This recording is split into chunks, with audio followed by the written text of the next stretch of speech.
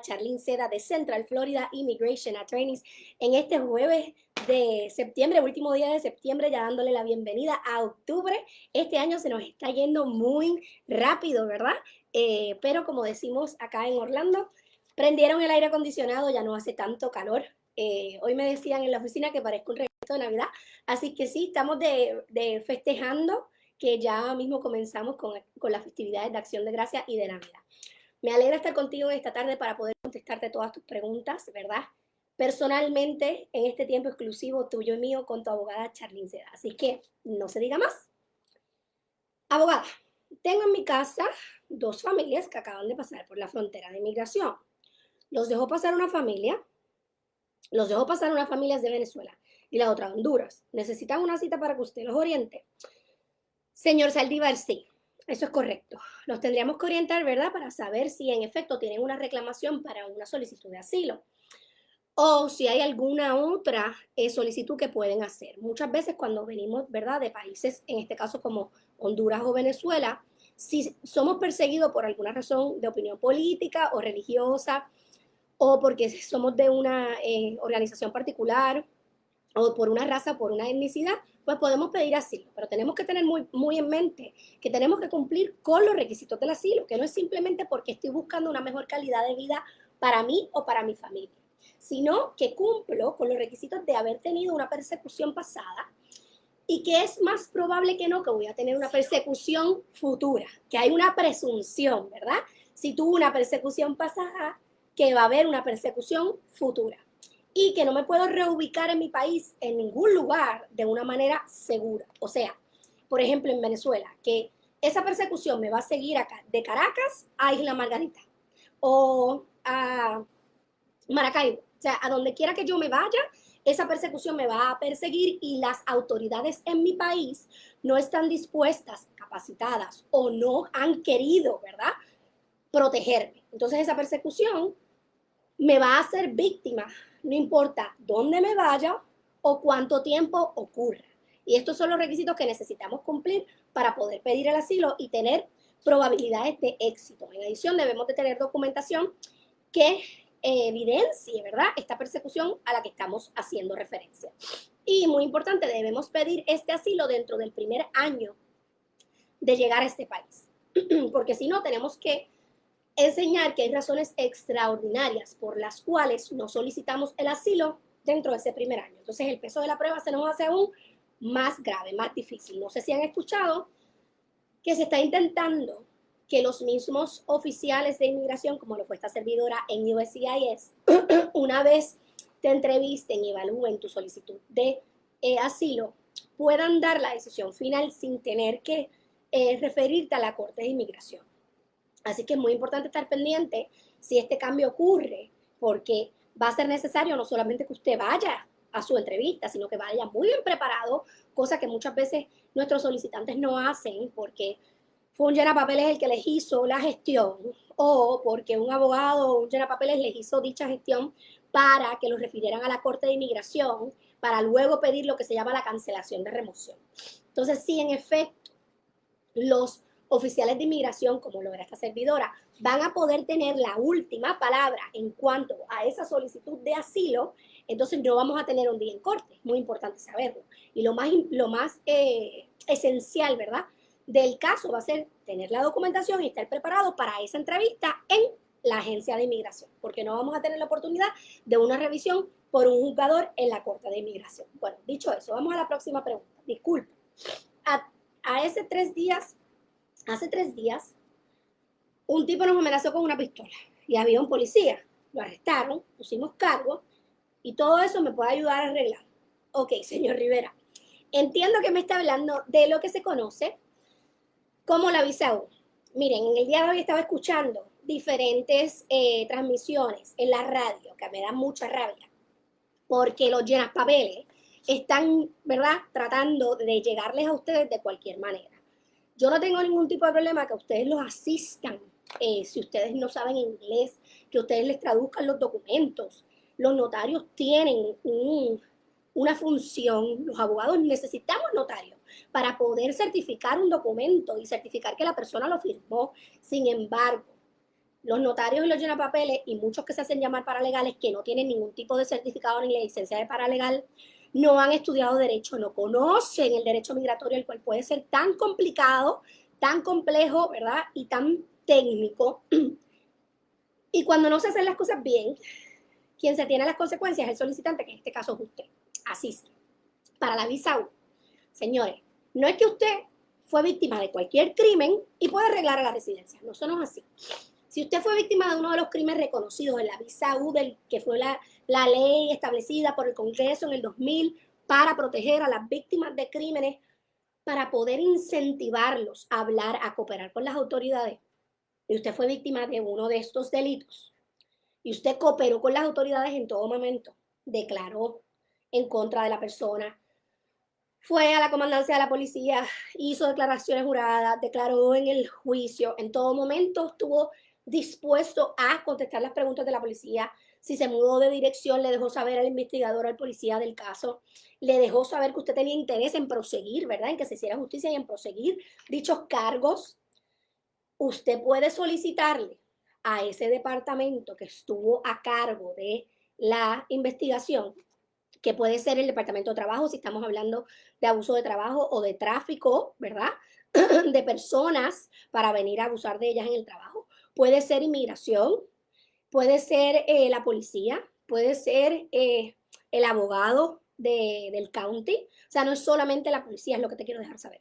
Si en efecto usted fue víctima de alguno de estos delitos reconocidos y cooperó, que es lo más importante, en todo momento con las autoridades, aún cuando el agresor no haya sido detenido, aun cuando el agresor no haya sido convicto, podemos solicitar que nos certifiquen el formulario 918B. Abogada, ¿y qué es ese formulario? Pues ese es el primer paso para poder ir a tocarle la puerta de inmigración y solicitar la conocida visa U. ¿Por qué?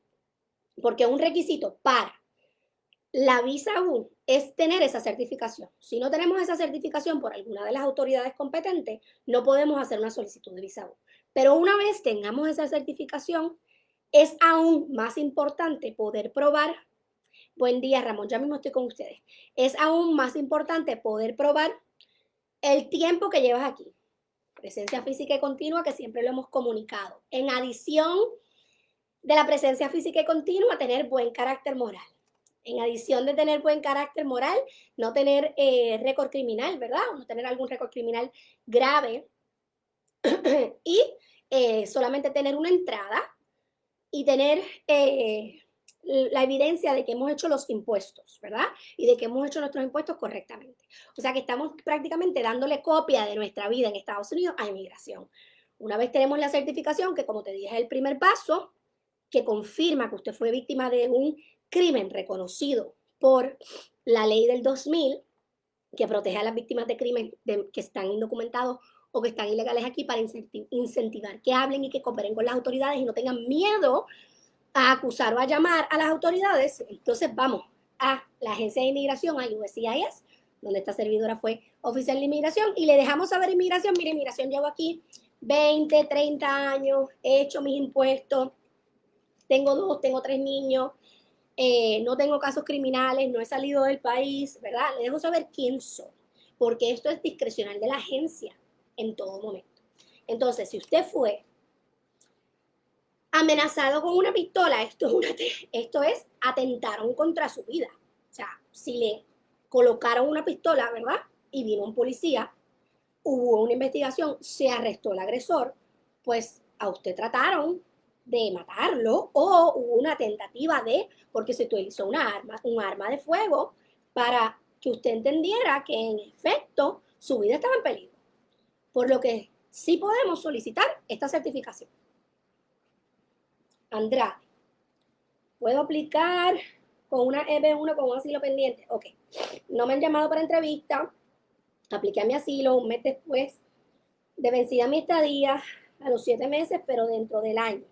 Mire, señora Andrade, es algo un poco difícil de entender, pero en el caso de usted no me la solicitó ni dentro de los primeros 6 meses, como me dice, fue después de un mes que ya se le hubiese vencido los 6 meses de poder estar aquí, ¿verdad? Entonces, cuando nosotros llegamos aquí con un tipo de visa, con una visa de turista, con una visa de empleo, con una visa de estudiante, con cualquier tipo de visa, y queremos hacer un cambio a otra visa, tenemos que tener un estatus, tenemos que tener una visa de no inmigrante para poderla cambiar por otra visa, ya sea de no inmigrante o de inmigrante. Si yo no tengo un estatus, no puedo cambiarlo porque no tengo nada para qué cambiar. Si yo hice una extensión de la visa de turista, hice una extensión de la visa de estudiante, hice una extensión de la visa con la que yo entré y estando dentro de Estados Unidos, soy elegible para otro tipo de visa, puedo hacer ese cambio de estatus del cual usted me pregunta. Pero si ya yo no tenía estatus, tengo un asilo pendiente que solamente me protege estar aquí, no me van a deportar, mientras ese asilo sea adjudicado, voy a poder tener licencia y permiso de trabajo, ¿verdad? Luego del término correspondiente en la ley.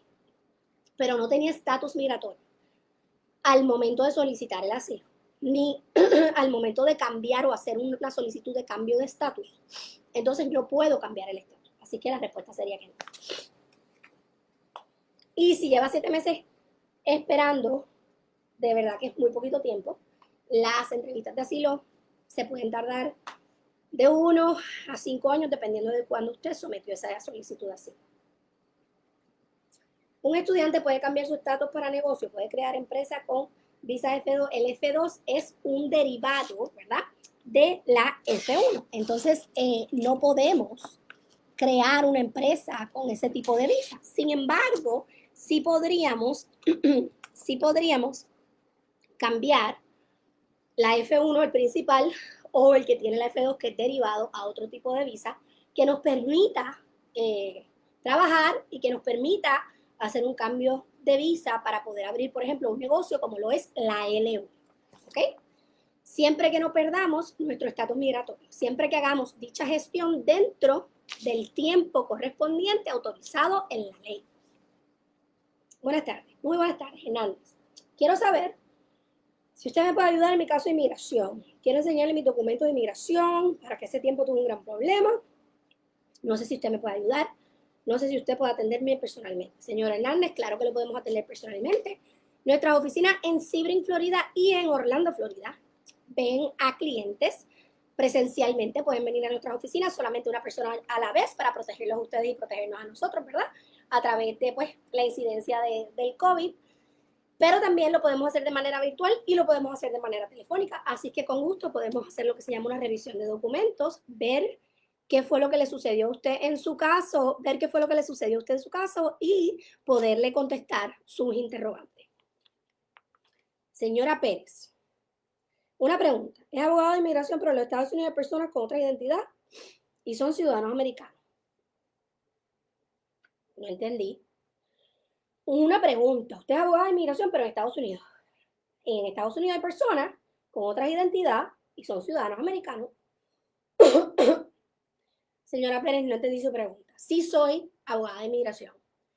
Soy abogada y me especializo en inmigración. Llevo practicando dicha profesión más de 12 años. Tengo maestría en Derecho Migratorio de la Universidad de Miami de la Facultad de Derecho. Y fui oficial de inmigración en la agencia USCIS en la oficina de Hialeah por 2 años. No sé si su pregunta va relacionada a mis credenciales. Si va relacionada a mis credenciales, con gusto las puedo proveer. También están en nuestro website, centralflimmigration.com. Siempre les digo que cuando vayan a un abogado, pueden hacer este tipo de preguntas, ¿verdad? Y ver los diferentes diplomas que hay en la pared, que han costado mucho sudor, mucho estudio y que todavía se deben completitos. Y el abogado tiene número de licencia, así que si es en referencia a mis credenciales, con gusto se las puedo proveer. En cuanto a que hay otras personas con cambios de identidad y ciudadanos americanos, eso no entendí. Si usted sufre de un robo de identidad, pues lo mismo tiene que ser aclarado, en especial para temas de impuestos, pero también para temas migratorios. Nicolás, vamos a ver, ¿qué más por acá? Soy ciudadana americana, señora Martínez. Hice la petición de mi hija. Tiene 33 años, es soltera. Madre de 2 niños nacidos aquí. Ella tiene DACA. ¿Cuánto tiempo demora el proceso para que llegue la residencia? Ella ya es mayor de edad, por lo tanto, eso va a depender de su categoría y entiendo, pero usted es ciudadana americana. Entiendo que la F1 está por el 2014 o el 2015, si no me equivoco. Eso hay que verificarlo en el Visa Bulletin.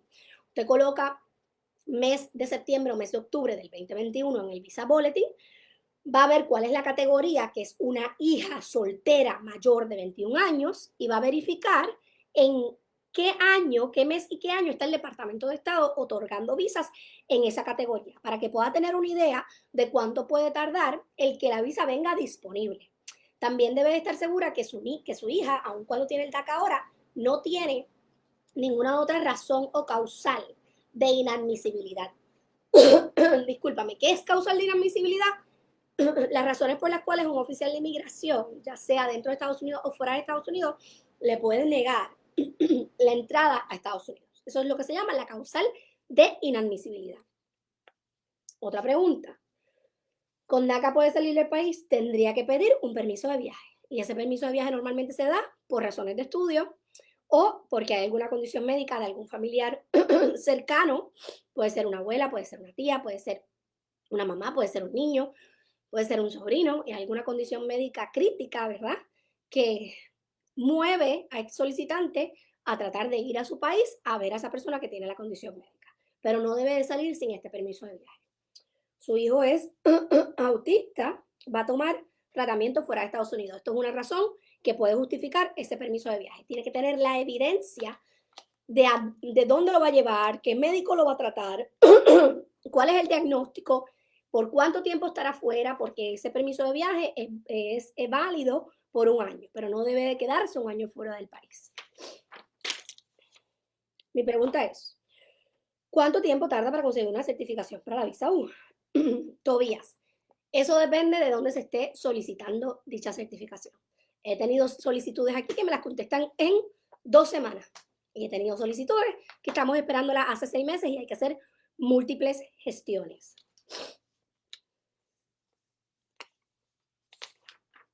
Permiso de trabajo. Esto no entendí. Señora López. Permiso de trabajo, entré con un parol I-94. El I-94 no es un parol. El parol es un permiso que le da a aduana discrecionalmente o le puede dar a ICE, las autoridades competentes de inmigración, para que usted permanezca aquí por un tiempo determinado, ¿verdad?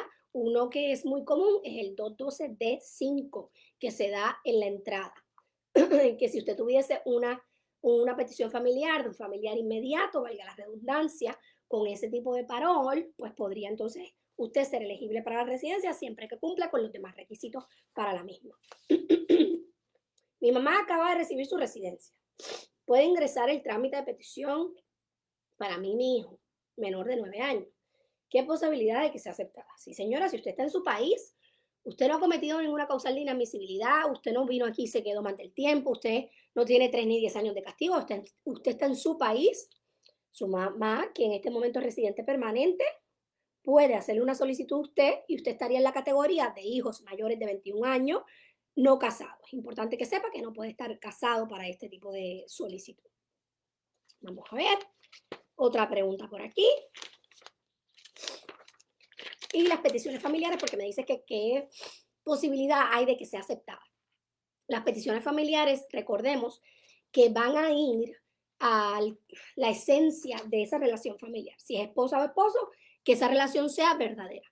Si es mamá e hijo, que haya, ¿verdad?, un certificado de nacimiento que así lo compruebe. O papá e hijo igual. Así es que tenemos que ir a probar la relación consanguínea con ese familiar inmediato. Y eso no me da estatus migratorio. Luego de eso, en especial si estoy en mi país, tengo que pasar por lo que conocemos como el proceso consular. Señora Nieves, cuando una persona ingresa por 2 veces indocumentado, ¿hay algún perdón que le ayude a perder la residencia? ¿Cuál es el castigo por esa reentrada? Lamentablemente, señora Nieves, cuando usted entra ilegal, sale, si usted estuvo aquí ilegal más de un año, son 10 años de castigo. Si usted estuvo más de 6 meses, pero menos de un año, son 3 años de castigo. No hay perdón para eso, tiene que esperarlo fuera del país. Si usted me vuelve a entrar de manera ilegal y me vuelve a salir, son 20 años de castigo. Estos castigos se activan cuando usted sale del país, no dentro de Estados Unidos, sino cuando usted sale del país. Y no hay perdón en este momento. Para una sola entrada, teniendo un familiar inmediato o una petición aprobada, si tenemos el perdón, que es el 601A. Incluso si tenemos una orden de deportación previa, solamente tenemos esa primera entrada, tenemos el 212, pero para 2 entradas no. Y serían 20 años de castigo estando fuera de su país. Aquí tengo otra pregunta. El asilo político toma violencia intrafamiliar, ingreso de armas y amenazas de muerte. Esa persona trabaja como sostenedor de colegios en Chile. El Estado le da dinero para mantener los colegios y es director de más de 15 colegios. Señor Sánchez o señora Mary, necesito más información. Lo que entiendo aquí es que su familiar inmediato es el que trabaja directamente con los colegios en Chile y que recibe dinero del Estado para administrar estos colegios o es el director de estos colegios y que hay algún tipo de violencia intrafamiliar y que se ingresan armas y esta persona ha sufrido amenazas de muertes. Si tiene una posición en donde el gobierno de Chile es prácticamente su jefe, ¿verdad? Se reporta a el Departamento de Educación de Chile. El Departamento de Educación tiene algo que ver con esta corrupción que usted me está describiendo aquí y él ha recibido algún tipo de amenazas por no querer hacer algo que se le haya solicitado que en efecto sea ilegal, pues sí, puede tener un reclamo para una solicitud de asilo. Pero necesito más información para poderle contestar esto. Una más. Casi 3 años de haber llegado a Estados Unidos. Nunca he consultado con un abogado, lo único que hago es ir a las citas de inmigración. Pero señor Mendoza, ¿usted va a las citas de inmigración a qué? ¿Qué es lo que usted tiene? ¿Alguien le tuvo que haber hecho algo para que usted vaya a las citas de inmigración? ¿O solamente es que se me está reportando en ICE? Porque usted entró de manera ilegal, me lo detuvieron, me lo dejaron salir y entonces se está reportando en ICE hasta tanto tenga una audiencia en la corte. Necesitamos saber, ¿verdad?, los pormenores de cada caso. Cuando me escriban y me hagan preguntas, con gusto se las contesto, pero necesito que me expliquen, o sea, cada caso es diferente. Y necesito que me expliquen y me ubiquen, como le digo a mis clientes, en tiempo y espacio. ¿Cuándo? ¿Dónde? ¿Cómo? En este caso, usted me dice que va a citas de inmigración, pero que nunca ha consultado a un abogado. Pues lo que yo tengo que entender en mi experiencia, tengo que deducir que usted entró de manera ilegal, me lo detuvieron, lo dejaron salir y cada cierto tiempo usted va a ICE a reportarse hasta tanto tenga su audiencia frente al juez. De ser así, pues necesita un abogado en el momento que ya usted tenga que representarse frente al juez para ver cuál es el remedio que va a solicitar. Pero si usted lleva aquí 3 años y usted no me ha hecho el asilo, ya está fuera del año. O sea que ya me tiene que probar razones extraordinarias. Vamos a ver. Señora Salgado, tengo 14 años aquí, tengo niños aquí, ¿puedo aplicar para un permiso? Fui deportada cuando entré por frontera, no señor. Si usted tiene una orden de deportación, ese es el primer problema que tiene que solucionar. Si es una orden de deportación con el juez, podría ser a través de una moción de reapertura. Si es con aduana, es mucho más difícil, pero se podría intentar también. Sus niños de 14 años, aun cuando hayan nacido aquí, no me la pueden peticionar. Ahora bien, si alguno de estos niños, igual que algún esposo o algún padre, tendría o tiene una condición médica que amerite, que requiera tratamiento médico frecuente, como hemos tenido varios casos en los últimos meses en la oficina, pues se puede pedir, ¿verdad?, una acción diferida por razones médicas completamente diferentes a una acción diferida de jóvenes, que es lo que se conoce. Una acción diferida por razones médicas funciona como tipo parol, te dan el permiso de permanecer en Estados Unidos trabajando y con licencia y se te da el seguro social a través de la petición del permiso de trabajo. Se puede renovar siempre y cuando continuemos con esa condición médica, ¿verdad? Y con la necesidad de tener un tratamiento médico frecuente. Pero con esa acción diferida por sí sola no puedo llegar a la residencia. Aun cuando yo tengo una orden de deportación, si tengo un familiar inmediato que tenga una condición médica que lo amerite y que necesite ese tratamiento médico frecuente, puedo pedir esta acción diferida por razones médicas. Tengo aquí otra pregunta. Le contactaré. Muchas gracias, señora Sánchez. Estaremos esperando su llamada. Una persona que entró ilegal y lleva unos meses aquí puede arreglar sus papeles. Señor Otero, solamente, ¿verdad?, por estar dentro de este país. El otro día alguien me decía, pero es que yo llevo 24 años aquí y tiene que haber manera de yo arreglar. Por usted estar aquí 24 años no hay manera de usted arreglar. O sea, hay manera de usted arreglar si usted tiene una petición familiar del 98 al 2001 y entró de manera ilegal antes del 2001 y tiene esa petición familiar antes de abril 30 del 2001. Hay manera de arreglar, como ustedes le llaman, si alguno fue víctima de un crimen y en efecto tenemos una certificación. Y así podemos ir a inmigración solicitando una visa 1, una visa U. O nos casamos con un ciudadano o con un residente y podemos hacer la petición familiar y el 601A. Pero solamente por estar aquí no tenemos un remedio. En este momento, como les dije ahorita, anunciando nuestro evento de preguntas y respuestas, es muy importante estar pendiente de las noticias esta semana porque dentro de estas dos legislaciones que están, ¿verdad?, por ir al Pleno para votación en el Congreso, se debaten los beneficios de los DACA, de los BTPS, de los trabajadores esenciales y de los que nos trabajan la tierra. Entonces, si esto es aprobado, ahí está incluido el ingreso, ¿verdad? O el budget, el dinero que se necesita para estos programas. Y eso es muy importante. Todavía la Ley de Ciudadanía 2021 no ha sido llevada al Pleno. No sabemos las posibilidades de la misma. Sin embargo, si esta llegara a ser aprobada, personas indocumentadas como usted, dependiendo del tiempo que se determine, pues podrían tener alguna solución. Pero en este momento, solamente por estar aquí, no tenemos solución. Necesitamos tener una petición base para poder así ajustarnos a la residencia en su momento, o que esa petición base, como lo es la de la visa U, como lo es la del VAWA, como lo es una petición familiar con un perdón, nos permita o nos haga elegibles para solicitar la residencia.